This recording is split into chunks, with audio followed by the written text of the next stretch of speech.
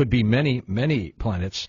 A long time ago, Nancy Leader talked with us about Planet X, and she'll be back in a moment. She hasn't been with me for about 5 years, so I'm looking forward to chatting with her. Nancy Leader, Zeta Talk, next on Coast to Coast AM. And welcome back to Coast to Coast. Now, those of you who have listened to our program for years, you know the name Nancy Leader. Those of you who are brand new, well, you might not. Nancy Leader is a lifelong contactee, communicates with the Zetas. She left a career in California, went to her family farm in Wisconsin to be an example of how people should prepare for the upcoming Earth changes as predicted by the Zetas, whom she channels, by the way, plate movements, volcanoes, tsunamis, and boy, have we had a few of those, which she believes are caused by Planet X. Welcome back, Nancy Leader. This is quite a night, Nancy. Welcome back to the show. Oh, George, I'm so primed. I've got so many. I worked up a talking points page, and it includes the increased visibility of Nibiru/Planet X, because, of course, it goes by many names. The Earth wobble, the daily Earth wobble, and how it's becoming worse and more immeasurable. Electromagnetic pulse and methane light towers. Electromagnetic pulse, such as what happened at Hoboken recently. After-time land grabs, and why Facebook had a smackdown over their attempt to get over Africa and dominate it.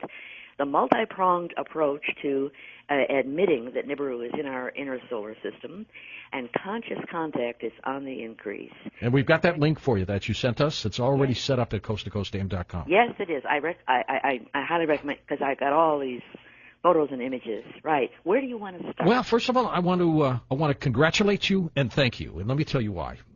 I first interviewed you when I came in to host Coast to Coast full-time 2003. And we channeled the Zetas. Do you still do that, by the way? Oh, absolutely. Okay. We can do that tonight. We'll do that tonight. Yeah, it's really a telepathic contact. They put some of their DNA in my brain, in the telepathy center, so that I get their concepts. I don't hear a voice.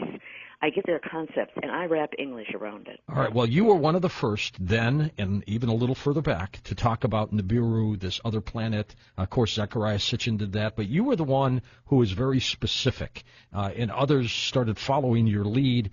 And you took a lot of heat for this, Nancy, over the years, from people saying, well, where is it? It's not here. Now, astronomers are beginning to say that there's something in our solar system, folks. There's something out there. They're finding other planets in our solar system, but I think they're beginning to realize now that the big one really is there. And I just wanted you to know that for, everything you took over the years, you ought to be commended for sticking to it, because you've been vindicated as far as I'm concerned. It helps when you know you're right. And so, yes, indeed, and it gets better than that. Planet 9, it's all started in January, latter part of January, with Planet 9. Oh, out there past Orion, there's some sort of a tug thing. Well, guess where the aphelion of Planet 9 is? Right at the lower part of Orion's bow. If you look at the path diagram, which, by the way, is on that Talking Points page, go link to it, folks, that's exactly where the Zetas said that in 1983, the infrared team found an object out there, and they said, oh, we don't know if it's inbound or not, and blah, blah, blah. I mean, identical, right?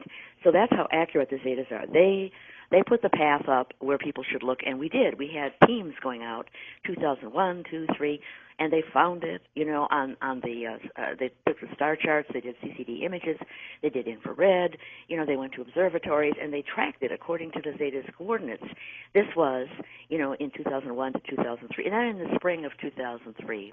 It was close enough that people took photos of it coming inbound, crossed the Earth's orbit, and went closer to the sun, preparing to pass the sun, and at that point got lost in the glare, and things changed, became more difficult to see. People saw brilliant double sunrises and double sunsets on occasion. If they used filters that filtered only for red spectrum light, they could see the complex, but, it was tricky. You have to take the insert from a floppy disk, and they sometimes saw the moon swirls, which are like long tubes. This passing planet, Nibiru, is about 4 times larger than Earth, 23 times as massive, and it has multiple moons, at least 2 dozen, that trail behind it, and they form long tubes because they get in a dance with each other, and then the sunlight ricochets down that tube and comes out like a flashlight pointing toward Earth on occasion, and people say, oh, bright orbs, around the sun. And even so bright they would pull over on the highway and try to take pictures. But other than that, it was hard to see because it's so shrouded in red dust. Right. Now we have the multi-pronged approach. The first thing that happened is Planet 9. And then in it's coming, and there was... Now, characteristic of this whole year is various astronomers are popping up with stuff. They act like bumbling idiots. Oh, maybe it's this, maybe it's that. Why couldn't we see it before? Well, the Hubble, the WISE, and star chart mapping, except Kepler probes, they're looking way far out, and it was right under our feet. It's right there. Then they switched to the Dark Energy Survey, which is infrared, run out of Chile by the ESO, and they see things close in. In 2010, they found several exoplanets closer to the solar system than these other far out, guys like WISE. Oh, okay, that explains it. Then we had the retrograde issue, because if you look at the Zeta Talk chart issued in 1997, the Nibiru goes into a retrograde orbit as it gets closer in, and they said, well, now we have Niku. Oh, guess what? There's this little rock thing, trans-Neptune, and it's in a retrograde orbit, and it's in the inner solar system. Then they have the business about, the Zetas said, way out there is a dead binary sun of our star, our sun, and that's included because Lund University came up with saying, well, maybe Planet 9 is in this weird orbit because another sun stole it from our solar system. So now we've got the binaries under discussion. It's all coming out. We are poised at this point to say that Nibiru is parked next to the sun, just where the Zeta said it would be, and they're going to find it on the Dark Energy Survey, which they're going over the older charts, saying, wait a minute, there's an exoplanet, 2003, right next to the sun. And we're ready for that, and it could happen today. Why the shroud of secrecy, Nancy? Why does that continue? Well, Reagan, according to the Zetas, Reagan in way back when, time of 1981, in 1983 actually, they said, issued some executive orders saying, we've discovered, that Nibiru really exists and it's close enough that it's inbound, right? Don't anybody talk about that. People will panic. They'll stop paying their mortgage. They'll move away from the coastline. The houses will be thrown back on the banks. There'll be chaos and rioting and insanity. They can't handle it. We can handle the truth, but they can't, right? So he issued this executive order saying it's hush-hush, and plenty of astronomers lost their lives trying to get the truth out, including Harrington, he was a naval astronomer. He went to New Zealand. He said, I'm going to look for it, I'm going to tell the public, and boop, he was dead. So, and in addition, Reagan wrote an executive order, don't talk about the alien presence. Don't tell people. They can't handle it. We can handle it, but they can't. Well, now there's so many contactees. According to the Zetas, over half of mankind has given the call and is chatting with aliens, and they know the truth. Down deep in their subconscious, they know the truth. So what the aliens have done is, rather than force an admission, they've gone bottom up and talked directly to the people. Now, Obama wanted to tell people in 2012, we went through this, so many assassination attempts, that he wasn't supposed to, he couldn't do an Oval Office thing, he couldn't do an emergency broadcast, they were blocking him right and left. So it didn't work out. And Jade Helm in 2015 was all set up that he could get on and tell the people, Nibiru exists, it's there, we're going to have a passage, okay, this is what might happen, this is, we'll let you know, and he chickened out. We got all the way to September of 2015. Jade Helm ended, and Dunford got disgusted and took over. And we are in a silent military coup. That's my understanding. Nancy, to the new folks who do not know what Nibiru is, would you tell them what this is? Yeah, it's a planet that has a very odd orbit. It actually goes past both suns, where most planets, as you're aware, go around and around and around.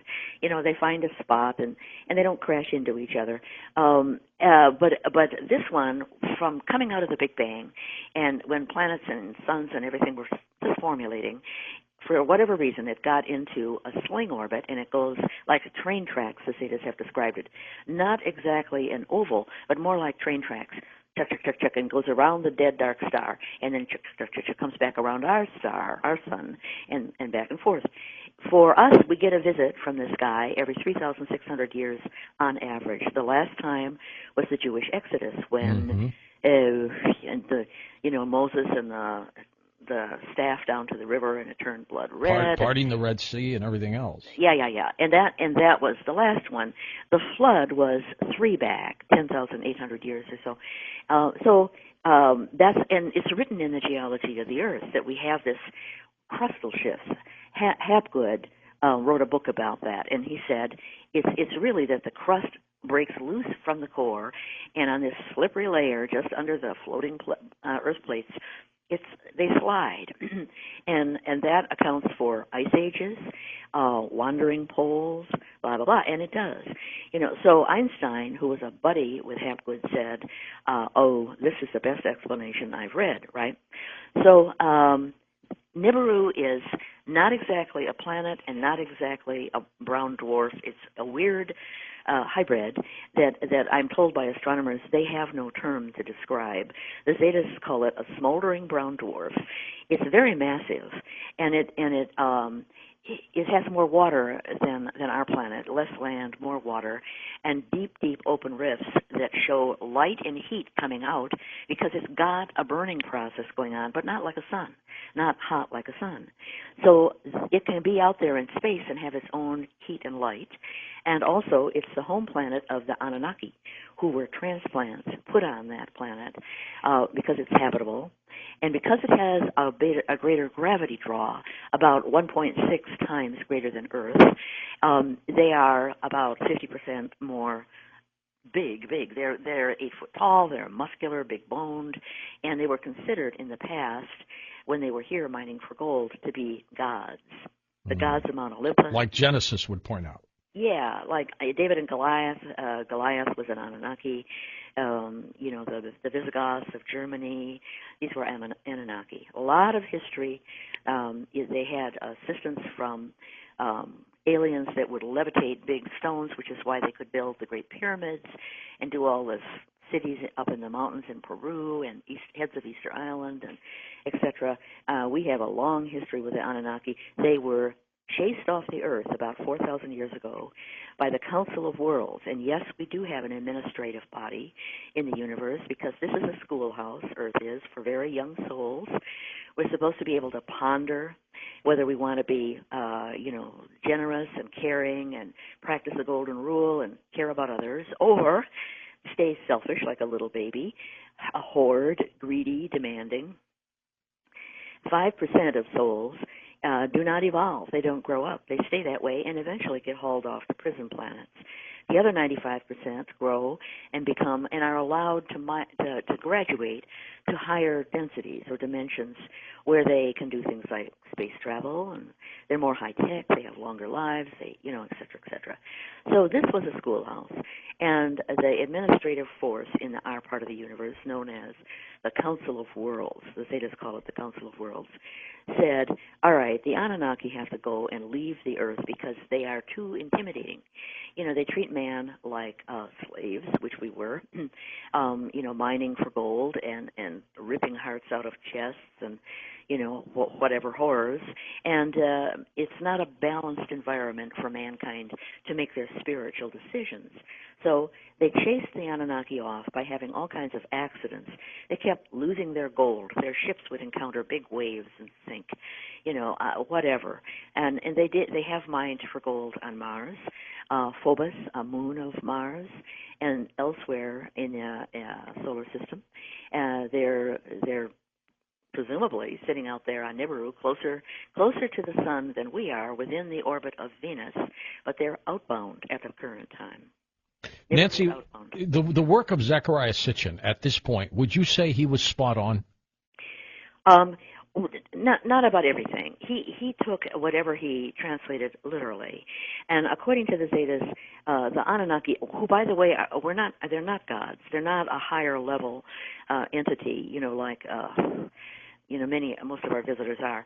They're peers of mankind. They're like another race of man, and they got to bragging. They bragged that they had genetically engineered man. The Zeta said, "Oh no, they're just bragging," and so therefore, not everything that Sitchin wrote, but mostly correct. The ancient Sumerians knew about Nibiru. They were in contact with the Anunnaki. The Anunnaki knew about our outer planets, such as Pluto, and we didn't. Our modern man didn't know until 1930 that Pluto existed. So all of this is taken as evidence that the ancient Sumerians were indeed talking to the Anunnaki. Then you have things like, the figures, the hieroglyphs high up in the Andes, and showing landing strips. This is how spaceships were to be able to land. Ancient maps that show an outline of Antarctica not iced over as it is today. There's so much evidence, that the Anunnaki were here, sometimes took man up in space, for a look-see, and that we do have crustal shifts. Wow, that's just amazing that it is so close. And the inhabitants of Nibiru, would you call them friendly at this point? They're just another race of man. They have good guys and bad guys as we do. I think they are considered to be fairly structured. They're not a relaxed, loose society. They have a lot of rules. They're a little more prone that way than mankind. Although there's probably, you go to North Korea, probably very rule-oriented. And we're not going to encounter them. That's what the Zetas have said. They are not going to be allowed to come back. There's a lot of talk. A lot of people say, oh, the Anunnaki are going to return. That's not true. They won't be allowed. The Council of Worlds is phenomenally powerful. You cannot resist their decisions or their edicts. They have, it's not like the normal police where if you can figure out, whether they're tapping your line or you can get around it. Hold on for a second, Nancy. We're at the break, but we're coming back for more. Nancy Lieder on Coast to Coast AM. Okay, welcome back to Coast. Nancy Lieder with us. Of course, we're talking about Nibiru, and it's there. It's coming. But, Nancy, we were talking about the inhabitants of that planet, and we really shouldn't be concerned about them. Stephen Hawking, the physicist, though, is warning all of us to be very careful about sending out information into space because he's afraid who might capture it and come back. Are you concerned about that? Oh, heavens, no. We've been visited by aliens for forever. And up until the time of Roswell, approximately, it was conscious contact. The Vedas have people describe, the book from India have people describing what they saw, the weird aliens, and they were able to chat. In the Bible where we have angels, up floating up, and they seem to have a halo on. According to the Zetas, that was humans being drawn up, teleported up to spaceships.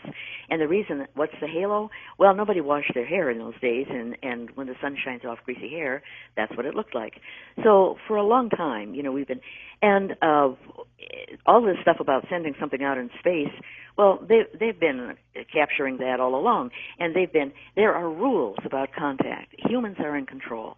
This is the deal. It's like we're in the playground at school, kindergarten, and they can hover around the outside of the fence and say, little boy, come over here, that type of thing. But if a human gives what's called the call, they desire counseling. They want, sometimes it can be curiosity or prayer or the Ouija board or, just wondering, and you've given the call. And depending on the nature of your call, if you're really selfish and you wish somebody harm or whatever, the bad guys come down and talk to you, like the little devil on your shoulder. And if you want to help other people, the good guys come down and the little angel on the other shoulder. And it's psychological and it's counseling. Nothing we do in sending out in space is going to influence anything. And don't listen to Stephen Hawking. I don't think he's ever met an alien, and he's chicken. Just because you have a high IQ does not mean you have backbone. No, that is absolutely true. Let's talk a little bit about the Earth's wobble and what's the significance of that. In 2004, after Nibiru arrived in 2003, it pushes, it's basically the way it's swinging past the sun. It's not straight up and down like our other planets, Mercury and Earth and the sun, with the North Pole up, South Pole down. It's kind of sideways and pointing its North Pole outbound toward the Earth. Well, when it does that, guess what part of the Earth gets a good shove? Our magnetic and geographic poles do not line up. The magnetic is offset a little bit. South Pole was over there by Tasmania, and the North Pole was up there in the Arctic somewhere, but now it's more like over Siberia. And when it comes around to where the crust side of the North Pole is apparent and vulnerable, it gets a shove from the North Pole of Nibiru. Magnets, North Poles of magnets, do not like to touch, as anybody knows. You can't even get them.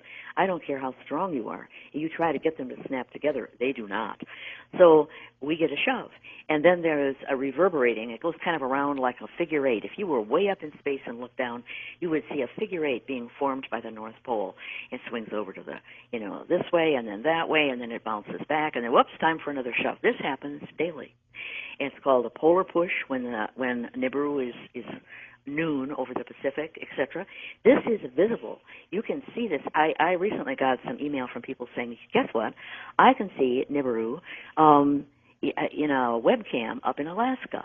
And I went up there, and it was very puzzling because it's Selawik, which is like near Fairbanks, very clear skies. This is an airplane weather cam showing in all directions, but it was the cam looking north. I said, what? And it was at midnight. Then I realized what was going on. You are not supposed to be able to see the sun at midnight up there. It's supposed to be below the horizon, but because of the tilt of the Earth during the wobble, there was the sun rising at midnight and setting again. Then, of course, come morning, it rises again in the east. But this is an example of the wobble. Another example is the Hyperion. This is a French site that whatever it is, that shows coordinates. It's an Earth Orientation Center website, and it shows where the North Pole is pointing out in space. Normally, because we're not exactly aligned, magnetic and geographic, there's a little bit of an offset, kind of a circle. That circle has been getting wider and wider and wider since 2013 till the present. So this is documented proof that we are leaning, to one side or the other. Another one is the jet stream. I have some examples on my talking points page, where normally over the North American continent, it swoops down like a V, comes in at Seattle, goes down toward Houston, goes up toward New England, and out. And living in Wisconsin, I used to joke that we get polar weather here because, in fact, that's the way the jet stream was pushing the air. And then it went loop-de-loop. Starting in 2005, etc., it was, vertical in the middle of the continent. It's all over the place. And recently, in 2016, there was a panic a couple months ago, and the news was saying, the jet stream has crossed the equator. We're in trouble. Horrible things are going to happen. They called it a global emergency because, this mapping from the satellites of where the jet stream swirls are was showing it went from the northern hemisphere down below to the southern and back. And they said, what does this mean? It means the wobble is getting worse. If it gets any worse, then what happens? You can have, when we go into the last weeks, which the Zetas have said run for 7.3 weeks, and thus the pole shift would never take mankind by surprise. But you can get a lot of flopping around. We currently, you can measure where it is by seeing where the sunrise is and the sunset is, what the time of dawn and sunset is. You can do this, if yourself, and people are doing this, and they say, boy, the sun never rose there before. That's way too far north or way too far south, and that kind of thing. But if you get into a severe wobble, a lot of sloshing in the ocean happens. The severe wobble would be flopping to the left and right and left and right, flopping back away, where the North Pole points away, like almost into 3 days of darkness, but very temporary, and the like.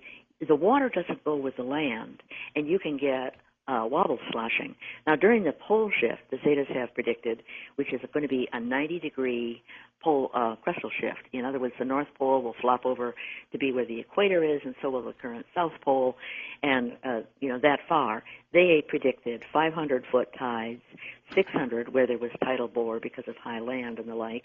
But for severe wobbles, they have said 200 and 300 feet. Now that's enough. Jeez, that's enough to wipe out east and west coasts. A lot of places. You go around the world to the cities that would be affected. It's not just Miami, New York City, L.A. It's Hong Kong, Sydney, Australia, London, Paris. Buenos Aires. You go everywhere would be affected. So this may happen. We're overdue for this kind of stuff. The administrative force in the universe wanted mankind to be aware of what's coming. They will not stop the pole shift. People say, "Well, why won't they just stop it?"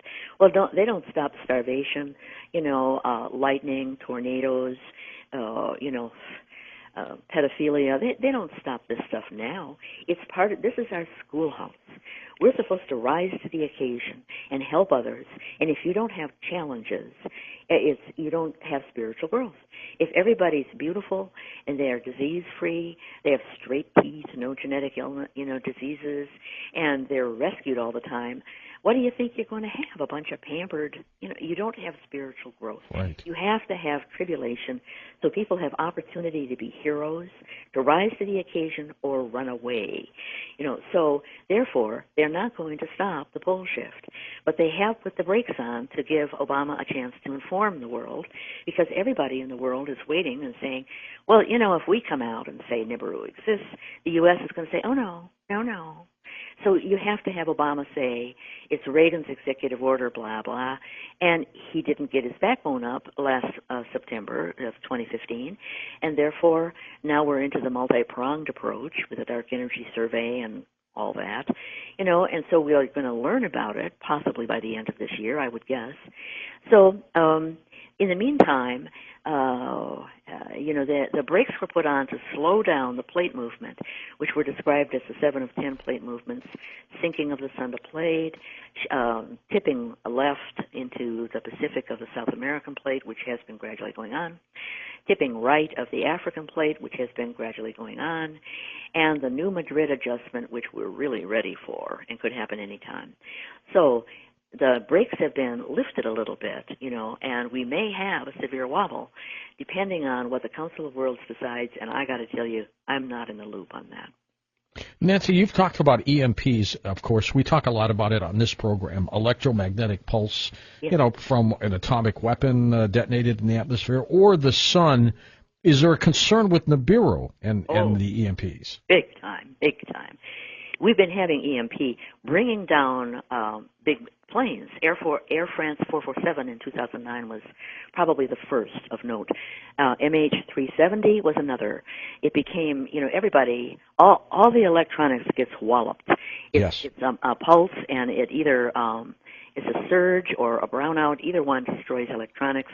And then it became a ghost ship with everybody lacking oxygen and flew by automatic pilot out into the Indian Ocean. We've had others. German wings flew into the Alps because of that. That time, CERN was also having some problems with their electronics, and they just and there was another one that went down in Egypt. It was an MS-84 or something. Anyway, that plane was flying right along the plate border of Africa, African plate, and went down, and you never hear the results unless they want to demonize the pilot. Oh, he was suicidal, or something like that. Well, a lot of electric trains on the East Coast, the most recent, Hoboken. Now, just look at it. When I saw the map of where Hoboken was, it's a terminal where these electric trains come in. They all line up like, 10 of them side by side, and all the wires, because these are electric trains, and they come in, and they have to have, it's not just one set of wires down the track, sitting right on the water of the river. There it is, practically stuck out into the water. Well, you know what they say about electricity and water. Electricity, lightning loves water. They tell you, don't be on a boat out in the pond when it's a lightning storm, because oops, And they say, don't get in a shower, because the water in the pipes is an attractant, and you may find yourself electrocuted while you're showering. Well, electromagnetic pulse, according to this, it's not visible like the crackling of lightning with light, but it has a similar behavior in that it's an arc that has a path, and it wants to ground, and it's not like disseminated over a wide area. It's a very directed zoop, now I'm down. So it likes the electronics of planes. It likes, and particularly when you take planes over water that may have, rock stress underneath. It's the edge of a plate, or that, something's being. It was MH370. The Sonda plate was being squeezed and pushed down and losing elevation at that time. Well, when you squeeze rock, it's an attractant for electrical passage because the air in the rock gets squeezed out, and all the water in the rock is continuous. So therefore, what the Zetas say, it's an electronic screech in the rock. And this is what drives pets crazy when they hear the screech and they want to leave home. That means your rock under you is under stress. You could have an earthquake, and it also is what causes a static in the radio. If you listen to your AM/FM radio and you hear a lot of static, that's the screech coming from the rock, and watch out because you may have an earthquake. Nancy, next hour when we take calls with you, tell me how you would want to format this. People want to talk to you. People may want to talk to the Zetas. Can you go in and out, or yes. how do you want to work that? Yes, we can go in and out, absolutely. They should just specify, and I'll give it to the Zetas. It's different than Nancy Talk, and I will say, okay, this is Zeta Talk, and now they're done, end of Zeta Talk. And subject matter? It doesn't matter, anything, wide open. If they don't ask any personal questions if you don't want to know the answer. Okay, that's a good point. Yeah. Let's talk also about what you call the conscious contact. What is that? Well, actually, I'm bringing that up because of the little blue alien in Peru, which you featured on Coast to Coast, and it was absolutely charming and undeniable. 4 different videos. Then we had witnesses, all kinds of including police, and they had the little guy was walking, and then he floated when somebody went toward him, and then he went out into traffic on the highway and seemed to be mowed over by a truck and popped out on the other side. In other words, he did dimension shifting to escape the truck. He could float himself up, which aliens can do, not mankind, but when you graduate up there, you can, and showing off all these real alien thingies, So I did a study, I did a newsletter feature on this where I've tracked, and you go back into, okay, they had drawings, or, we had the Skinny Bob video in 2011, 17 seconds of what was supposedly released during Roswell. It looked like a real alien. And then we have photo shots, the guy, the peeping Tom out west. Then we got into photo shoots, increasing shots of little aliens, better and better visibility. Then this is a video. So it's a transition to where we're being accustomed to the idea of just seeing them. And I joke and I say, expect E.T. for dinner. I'm serious. We're going to go there as times get tough and we have all this wobble sloshing and big earthquakes and volcanoes increasing. And, what we're going to find is that we get an offer of help from some weird-looking guys that turn out to be aliens, and they may not be hominoid either. And the Zetas say, when you're under stress like that, you can absorb something really bizarre because you're saying to yourself, my gosh, what else can happen? And you don't think much of it. Where in a normal day-to-day you would. So we are going to become galactic citizens and have conscious contact depending on readiness. In other words, if it's going to make you terribly anxious, they're not going to do that. All right, Nancy, stay with us. We're going to come back. We'll take phone calls. We'll chat a little bit more. Nancy will channel the Zetas, or you can talk directly to her. And our special guest, Nancy Leader, we're going to take your phone calls for Nancy. And when you do call, you can address the question to her directly or ask her to, of course, get the Zetas, and she'll do that as well. She channels them. So we'll be back in a moment with your calls on Coast to Coast AM. Welcome back with Nancy Leader and your phone calls. And again, when you do call, ask the question for either Nancy or the Zetas, and she'll do the channeling if need be. The Zetas themselves, what do they look like, Nancy? Well, some people would say they look like the Greys. They're very thin arms, legs, clunky feet, big heads, big black eyes, no visible ears, although they have ears. They're more like a hole on either side, tiny little slit of a mouth, 2 little dots for nostrils, and that's what they look like. High cheekbones. I think they're beautiful, actually. And you find them to be pleasant, don't you? Oh yeah. I'm working with what the good-hearted. 95% of every race is good-hearted. They're in that batch. And and I consider them like family, like good friends. Met them when I was 7 or 8 years old, down in the woods, and been chit-chatting with them ever since. This is part of the hybrid program, meaning I volunteered to give my ova in my teens, and I was a virgin until 19, but was able to produce eggs since the age of 10. So very very active in all of that, and it was basically, can you help us? We're trying to develop a new hybrid race. We need ova. And answered all my questions. We talked about the universe, and et cetera. So I had always wanted to be a communicator in my past lives, because I have about 1,200 lives. I wanted to, during the time of the pole shift, during this time, I wanted to be a communicator, relay information to mankind, and they said, we'll back you on that. Well, it became Zeta Talk, and it became much more successful than they expected.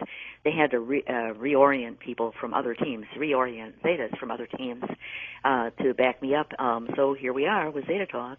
I'm 75 years old and still going strong. Good for you. Good for you. And you're still in Wisconsin, I guess, right? Yes, I am. Right. That's a great state. Walking the talk. Great. Not on the San Andreas, no. Are you a Green Bay Packer fan? Yes. Well, sort of ish. Yeah. Can the Zetas predict who's going to win things? If they have a statement called "in the hands of man," if it's something where, because man has free will, and where the free will can twist it this way or that way, they don't want to predict because you can't tell. So if it's like geological changes, if it's an explanation for why something is happening, like what happened in Hoboken, the electromagnetic pulse, etc., they jump right in. But they don't like to. They won't deal with money either. You can't say, well, what's the winning lottery ticket, that type of thing, because they think we should not have money at all. And their answer. They might be right there. You should be on the barter system. What are you doing with stocks and bonds and cash, and get seeds and chickens and goats and learn to garden and move inland from the coast, and so that's the answer you'd get on that. Nancy, will they step in to bail us out of some problem, or will they let it happen? Case in point, the Fukushima disaster, nobody stopped it. Do they have that ability? Yes, they do, and they did, in fact, interfere. The Council of Worlds allowed interference because my understanding is it was not a natural plate movement occurrence, that it had to do with, if you read Ben Fulford at all, he goes into all this financial wrangling behind the scenes. Yeah. That apparently somebody put a nuke in down under the seas because they were trying to blackmail or force or intimidate Japan into doing thus and so with alliances and what they did with their money and whatever. And so it was a man-made disaster, and they mitigated it, according to my understanding. The Council of Worlds allowed a mitigation. It would have been worse if that had not happened. All right, let's go to the calls. And again, you can ask Nancy or the Zetas. Let's go to Jay in Florida. Welcome to the show. Hi, Jay. Good morning, George and Nancy. I'm first, huh? You are first. I don't think that's happened before. I didn't expect that. Okay. I kind of had some comments and questions. All right. You want me to do? Let's go your comments, and then your question will be for Nancy or the Zetas.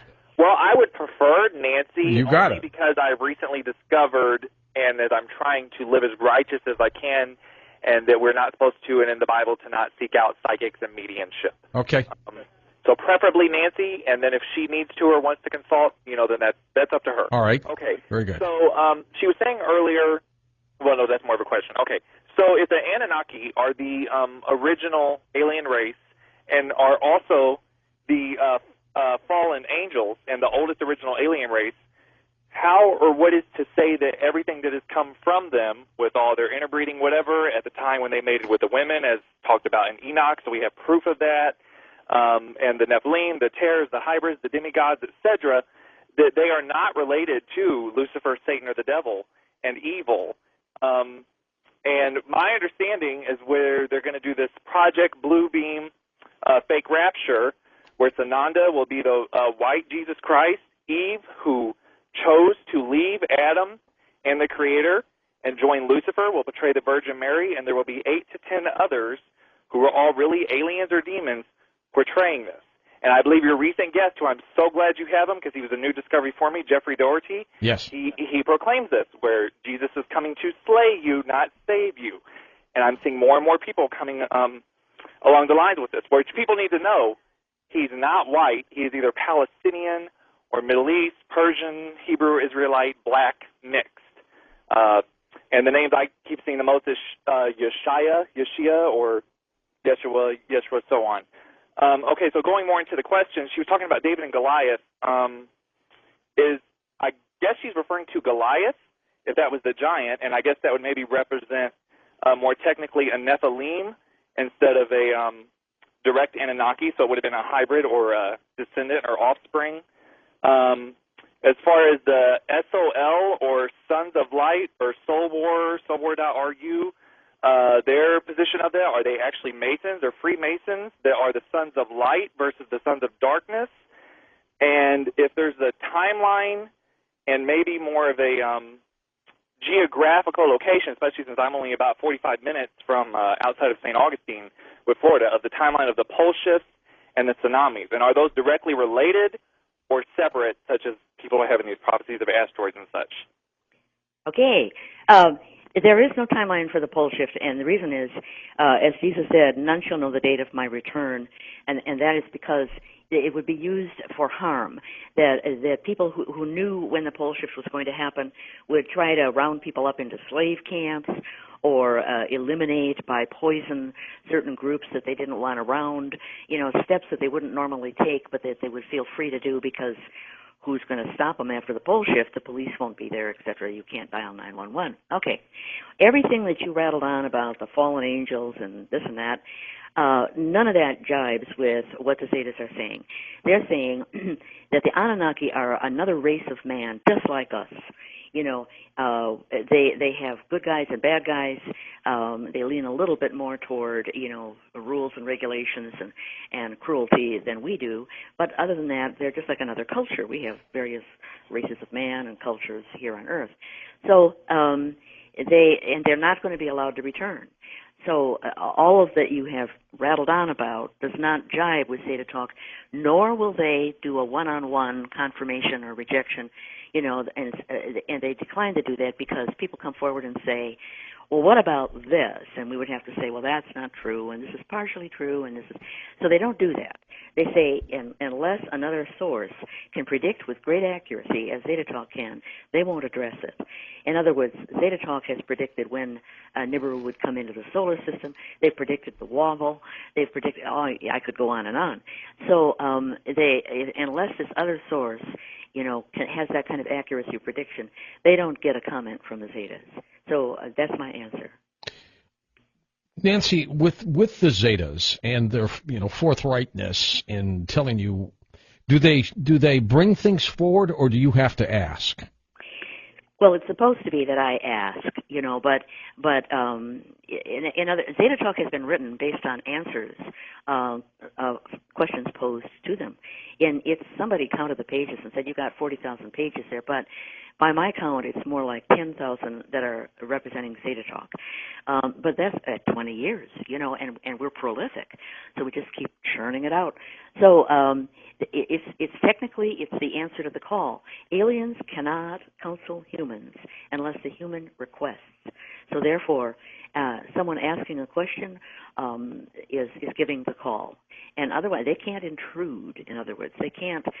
People are not chosen to be contactee or chosen for roles or whatever. They volunteer. The human is always in control. Always? Yep. No deviation there? Nope. All right, good. And although there's a lot of disinfo about, and they dragged him away and thus and so, that's complete BS. Next up, let's go to Michelle in Green Bay, Wisconsin, your neck of the woods. Hi, Michelle. Go ahead. Hello. My question is for the Zetas. For the Zetas it is. Okay? About 5 years ago, I had almost died, and I was surrounded by beings before I was going to pass. Could you tell me who they were? Okay. Here's Zeta Talk. These were spirits representing humans that you knew during your lifetime that either living or already dead, who were greeting you. They were there to escort you into your next incarnation. This is well detailed within Zeta Talk about between lives, what happens, and it was normal for people to experience this. We presume this was a pleasant experience for you, and perhaps you even vaguely recognize some of the entities. They would may not particularly look like the people that you knew or remembered. They could be just a sense of a presence more than that, but they could possibly have something about them, the aura, that reminded you of this or that person. So that's who you encountered. End of Zeta Talk. All right, good. Michelle, thank you. I hope that helps you indeed. With Nibiru, will it be amateur astronomers, Nancy, that really bust this loose for us? Oh, good question. And here, actually, it's a team of astronomers. At first, it started out just to be Planet 9 was a couple of guys in the U.S., Brown, it was over there in Caltech, and this other guy, Whitmere in Louisiana, retired guy. And then we got a bunch of Europeans. We got Lund University and somebody in Spain and the ESO running their observatory in Chile. And then we had a whole other swath that included people in Hawaii, or down in, the Tucson Pope Scope area, in Cambridge, and they were all over. I said, everybody in the pool, so it could be. It could be, but unlikely, because what they're doing now is tracking the dark energy survey, which is infrared, and I expect, because the Zetas have said, when this is all done, it's going to be known that it arrived in 2003, like the Zeta said, and they can track it to where it is now next to the sun, and that Zeta Talk was right all along. So that what they'll do is they'll find an exoplanet, and they'll say, oh, and it seems to be in a retrograde orbit, which we're already gotten used to because of Nibiru, which is retrograde and recently discovered. And they'll say a little thingy, out there near Neptune, and they'll say, oh, because they can track the orbit, and they say, well, here we are, and truck over to the sun, and so therefore it's going to be the dark energy survey people that are looking at these past images, years worth of images, and so that's not available to amateurs. So to start, but I think they're going to say, wait a minute, aren't all these amateurs seeing something next to the sun? And so there would be a real potential for a role there, yes. If an asteroid were headed toward the planet, would the Zetas divert it? Yes. Or the Council of Worlds with. Now, mind you, we're used to thinking of aliens as being hominoid because many of the aliens that we're presented with, and even in Star Wars, they're all Star Trek and Star Wars, they're mostly hominoid. That's the exception. Like less than 10% of all intelligent species are hominoid. They come really weird. And so therefore, we have this huge, the Earth is in a transformative period, and we have so many aliens, disembodied aliens too, that are higher dimensional here assisting, because so many people give the call, and there's so much turmoil going on, and and it's the spiritual. It's kind of like the final exam for so many souls on Earth. So there's a lot of teachers and teachers' aides in attendance. So. Yes, the Zetas have said that the Earth, the Council of Worlds has plans for the Earth. This is going to be a home for the good-hearted in the future. What Jesus said, the meek will inherit the Earth, et cetera, et cetera. It'll take about 100 years for everybody who's currently incarnated as a human to, die and move to either shift off to a prison planet or stay and reincarnate into one of the hybrids, Zeta-human hybrids. But the majority of souls on Earth are going to be taken away to a water planet and incarnate into an intelligent octopus. So this takes about 100 years to achieve this, because we all get to live out our lifetimes. Meanwhile, anything that would be coming toward us we're not talking about bolides and fireballs and meteors that just are showy. We're talking about a big thunk that would really, an extinction level event. It's not going to be allowed. Nancy's website, zetatalk.com, linked up for you at coasttocoastam.com. Are you doing Facebook or anything like that, Nance? I have a Facebook, but I do it, but I'm not, and I have a Twitter, but I don't attend it. I do a newsletter every week. I take questions, and address them to the Zetas every week. That's in Zeta Talk Development, and I do interviews, etc., and answer email, and that fills all my time. And I'll have to, when things get really lively around here, I'll have to cut back on that too and limit it. So, no, I'm sorry, but you can. I have a Gmail where I take questions, and you can find that readily enough from my website. But be aware, we're very particular about what questions we take. Okay, we're going to come back in a moment with final questions for Nancy Leader and the Zetas right here on Coast to Coast AM. Okay, welcome back to our final segment with Nancy Leader, of course, as we talk about the Zetas and things that could affect all of us. What about volcanoes and earthquakes, Nancy? Any of those? They have been steadily picking up, since even before Nibiru arrived in 2003, because of the roiling. There's so many particle flows, and the Zetas talked about an equilibrium, being upset. So it riled up our core, riled up the magma, and therefore the volcanic. It was, and it's been like, whoop, the charts and earthquakes too. They don't just. It's not a lineal increase. It's like more like that parabolic exponential kind of an increase. So yeah, and the Zetas have said that during the pole shift, every volcano that's been active in the last 10,000 years can be assumed to go off, be 100 miles away for safety from ash and fireballs burping and the like. So they said that Yellowstone will not become a supervolcano. The reason for that is the baffling of the rock layers, as we've had so much subduction coming in from the Pacific plates, pushing under the Rockies and the Sierras.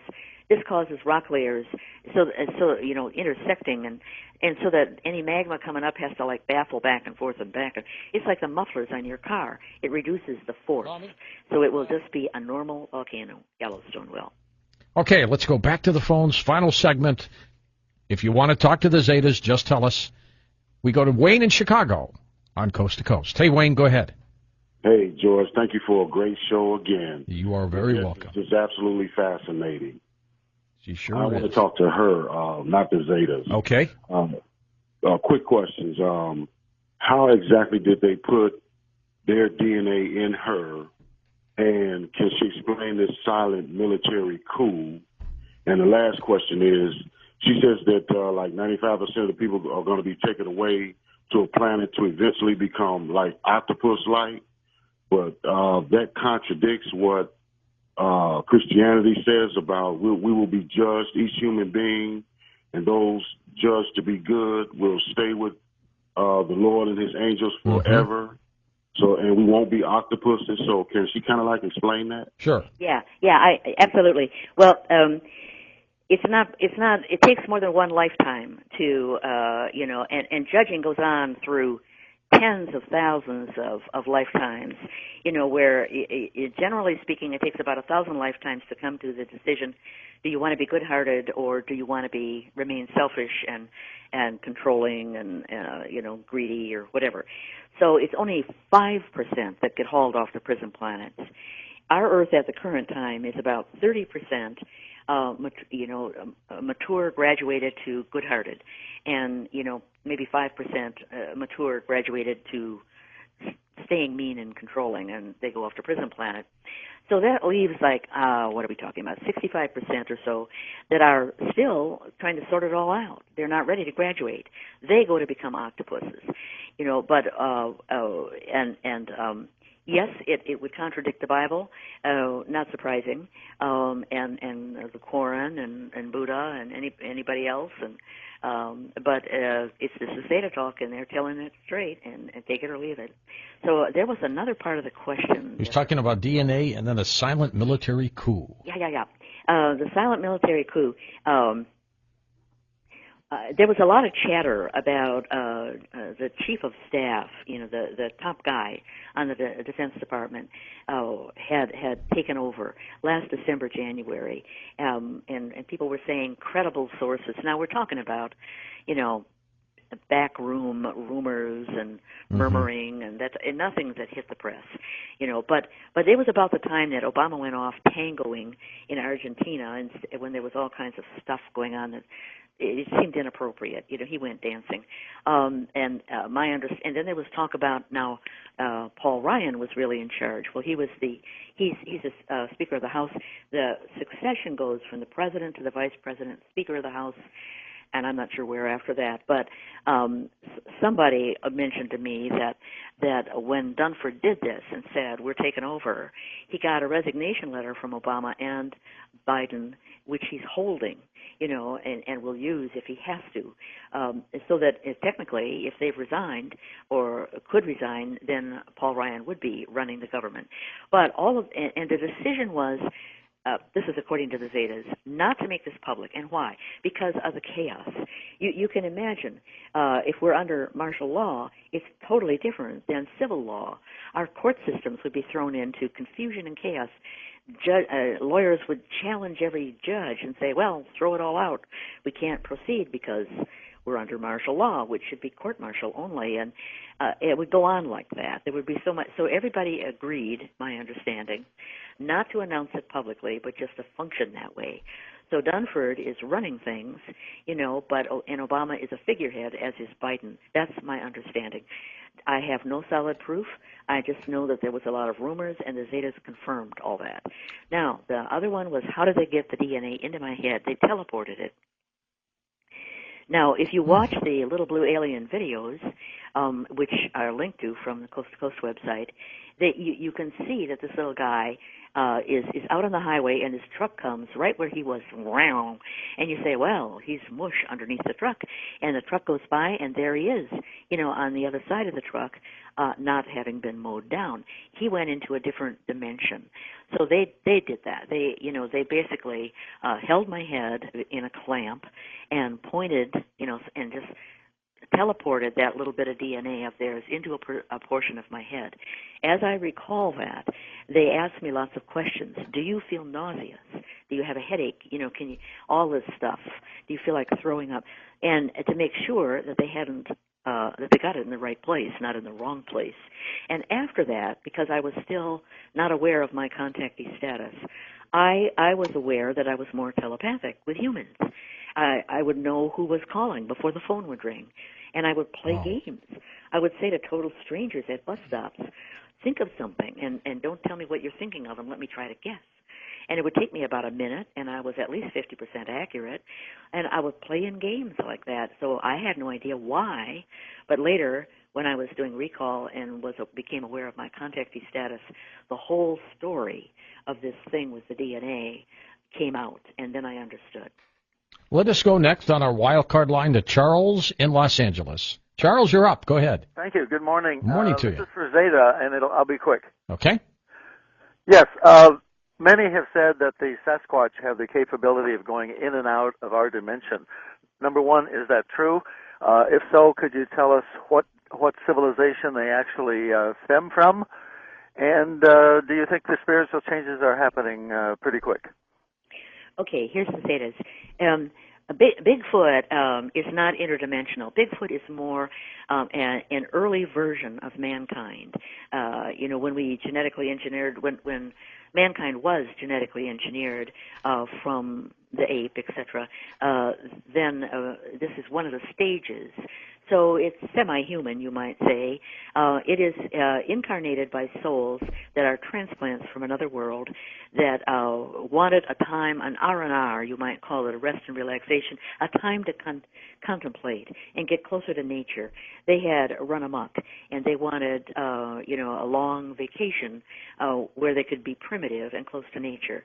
So there are souls. They are incarnated, as is mankind, and they are protected from being harmed by man by a type of quarantine. This is why you don't find Bigfoot bodies. We don't have captures and the like, because they are protected, cloaked, so that men just don't see them when they're out there hunting with guns or whatever. There have been occasions when Bigfoot mated with humans. There have been Bigfoot hybrids. These are of record. Nancy has that in a newsletter at one point, documented cases. And they're not that dissimilar from mankind. So they are not interdimensional.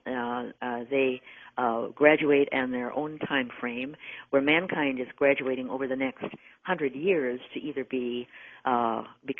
cycle around to become hybrids if they're good-hearted, or be taken away to prison planets if they're not, or to be taken away to be octopi. Bigfoot has their own time frame, and they are in general older souls than mankind. This is the end of Zeta Talk. Okay, next up, let's go to Isabella in Albuquerque, New Mexico. Hi, Isabella. Go ahead. My first question is for Nancy. Okay. Would the Zetas be able to tell me how someone or something had passed away? It's for you, Nancy. Yes, and I'm presuming that she's asking if one of her relatives has passed away, or somebody that she knows has passed away. And here's Zeta Talk. We there's a process. This is Zeta Talk. There's a process when the human body dies. Often before they die, when they're very, very ill, perhaps in a coma in the hospital, the soul leaves. Just as the soul doesn't necessarily jump into a newborn babe for the first few months because the babe is just sleeping all the time. But it hovers around the vicinity. Souls often hover around after death too, chatting with those that they are leaving. And so therefore it's not a clean division. But soul-to-soul conversations are much more common than people realize. They feel that they have communicated with Aunt so-and-so who's perhaps on another part of the world. This is not improbable. If two souls wish to speak to each other, they can touch, find each other, communicate, and then these souls update the brain of that body that's incarnated. So it's very common. We can interrogate souls more deliberately than humans can. In your case, you're reaching out for those you've had experience with or know. In our case, we can tap the database of souls, so to speak, and find the souls, and actually talk to them about their past lives also. End of Zeta Talk. I hope that's what you wanted to hear. Did that help you, Isabella? Well, see, what had happened was I had a puppy who had passed away, and I believe that our neighbors had poisoned her, and I was trying to get a little bit of closure to find out if that's what happened or if she was just sick. And that was for the Zetas, that one. So you want to know if the puppy was poisoned? Yes. And this is Zeta Talk. Yes, you are correct in your assumption. But how you want to proceed? We would recommend when you get a replacement puppy, watch it more closely. And this is the end of Zeta Talk. Wow, sad story indeed. Okay, let's go to our first-time caller, Mondro, truck driving in Nevada. Hello. Hi, Mondro. How are you today, George? Good, sir. Awesome. Hello. My question is for the Zetas. All right. And I have a couple of them. And it's in regards to this crossing of our solar systems and the energy that's put out. But now they're beginning to say there could be many, many planets. A long time ago, Nancy Leader talked with us about Planet X, and she'll be back in a moment. She hasn't been with me for about 5 years, so I'm looking forward to chatting with her. Nancy Leader, Zeta Talk, next on Coast to Coast AM. And welcome back to Coast to Coast. Now, those of you who have listened to our program for years, you know the name Nancy Leader. Those of you who are brand new, well, you might not. Nancy Leader is a lifelong contactee, communicates with the Zetas. She left a career in California, went to her family farm in Wisconsin to be an example of how people should prepare for the upcoming Earth changes as predicted by the Zetas, whom she channels, by the way. Plate movements, volcanoes, tsunamis, and boy, have we had a few of those, which she believes are caused by Planet X. Welcome back, Nancy Leader. This is quite a night, Nancy. Welcome back to the show. Oh, George, I'm so primed. I've got so many. I worked up a talking points page, and it includes the increased visibility of Nibiru/Planet X, because, of course, it goes by many names. The Earth Wobble, the daily Earth Wobble, and how it's becoming worse and more immeasurable. Electromagnetic pulse and methane light towers. Electromagnetic pulse, such as what happened at Hoboken recently. After-time land grabs and why Facebook had a smackdown over their attempt to get over Africa and dominate it. The multi-pronged approach to admitting that Nibiru is in our inner solar system, and conscious contact is on the increase. And we've got that link for you that you sent us. It's already set up at coasttocoastam.com. Yes, it is. I highly recommend, because I got all these photos and images. Right. Where do you want to start? Well, first of all, I want to congratulate you and thank you. And let me tell you why. I first interviewed you when I came in to host Coast to Coast full-time 2003. And we channeled the Zetas. Do you still do that, by the way?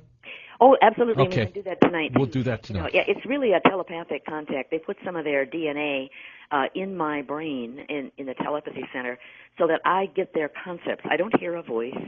I get their concepts, and I wrap English around it. All right. Well, you were one of the first then, and even a little further back, to talk about Nibiru, this other planet. Of course, Zechariah Sitchin did that, but you were the one who was very specific, and others started following your lead. And you took a lot of heat for this, Nancy, over the years, from people saying, well, where is it? It's not here.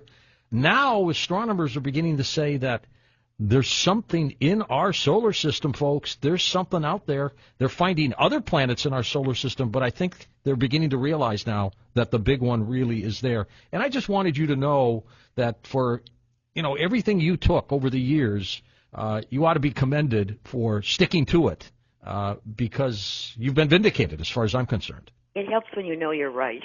And so, yes, indeed, and it gets better than that.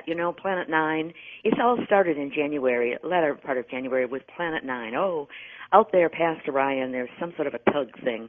Well, guess where the aphelion of Planet 9 is? Right at the lower part of Orion's bow.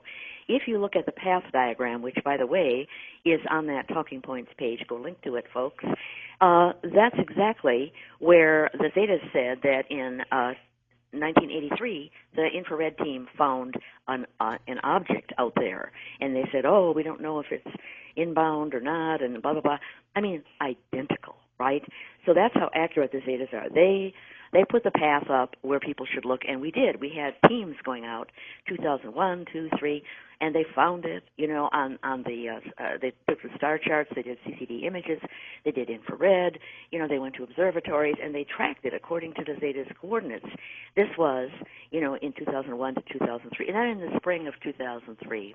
It was close enough that people took photos of it coming inbound, crossed the Earth's orbit, and went closer to the sun, preparing to pass the sun, and at that point got lost in the glare, and things changed, became more difficult to see. People saw brilliant double sunrises and double sunsets on occasion. If they used filters that filtered only for red spectrum light, they could see the complex, but, it was tricky. You have to take the insert from a floppy disk, and they sometimes saw the moon swirls, which are like long tubes. This passing planet, Nibiru, is about 4 times larger than Earth, 23 times as massive, and it has multiple moons, at least 2 dozen, that trail behind it, and they form long tubes because they get in a dance with each other, and then the sunlight ricochets down that tube and comes out like a flashlight pointing toward Earth. And on occasion, people say, oh, bright orbs, around the sun. And even so bright, they would pull over on the highway and try to take pictures. But other than that, it was hard to see because it's so shrouded in red dust. Right. Now we have the multi-pronged approach. The first thing that happened is Planet 9. And then in it's coming, and now, characteristic of this whole year is various astronomers are popping up with stuff. They act like bumbling idiots. Oh, maybe it's this, maybe it's that. Why couldn't we see it before? Well, the Hubble, the WISE, and star chart mapping, except Kepler probes, they're looking way far out, and it was right under our feet. It's right there. Then they switched to the Dark Energy Survey, which is infrared, run out of Chile by the ESO, and they see things close in. In 2010, they found several exoplanets closer to the solar system than these other far out, guys like WISE. Oh, okay, that explains it. Then we had the retrograde issue, because if you look at the Zeta Talk chart issued in 1997, the Nibiru goes into a retrograde orbit as it gets closer in, and they said, well, now we have Niku. Oh, guess what? There's this little rock thing trans-Neptune, and it's in a retrograde orbit, and it's in the inner solar system. Then they have the business about, the Zetas said, way out there is a dead binary sun of our star, our sun, and that's included because Lund University came up with saying, well, maybe Planet 9 is in this weird orbit because another sun stole it from our solar system. So now we've got the binaries under discussion. It's all coming out. We are poised at this point to say that Nibiru is parked next to the sun, just where the Zetas said it would be, and they're going to find it on the Dark Energy Survey, which they're going over the older charts, saying, wait a minute, there's an exoplanet, 2003, right next to the sun. And we're ready for that, and it could happen today. Why the shroud of secrecy, Nancy? Why does that continue? Well, Reagan, according to the Zetas, Reagan in way back when, time of 1981, in 1983 actually, they said, issued some executive orders saying, we've discovered, that Nibiru really exists and it's close enough that it's inbound, right? Don't anybody talk about that. People will panic. They'll stop paying their mortgage. They'll move away from the coastline. The houses will be thrown back on the banks. There'll be chaos and rioting and insanity. They can't handle it. We can handle the truth, but they can't, right? So he issued this executive order saying it's hush-hush, and plenty of astronomers lost their lives trying to get the truth out, including Harrington, he was a naval astronomer. He went to New Zealand. He said, I'm going to look for it. I'm going to tell the public, and boop, he was dead. So, and in addition, Reagan wrote an executive order, don't talk about the alien presence. Don't tell people. They can't handle it. We can handle it, but they can't. Well, now there's so many contactees. According to the Zetas, over half of mankind has given the call and is chatting with aliens, and they know the truth. Down deep in their subconscious, they know the truth. So what the aliens have done is, rather than force an admission, they've gone bottom up and talked directly to the people. Now, Obama wanted to tell people in 2012, we went through this, so many assassination attempts, that he wasn't supposed to, he couldn't do an Oval Office thing, he couldn't do an emergency broadcast, they were blocking him right and left. So it didn't work out. And Jade Helm in 2015 was all set up that he could get on and tell the people, Nibiru exists, it's there, we're going to have a passage, okay, this is what might happen, we'll let you know, and he chickened out.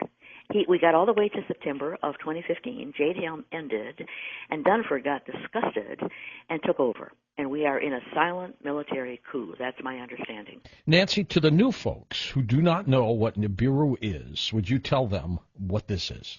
Yeah, it's a planet that has a very odd orbit. It actually goes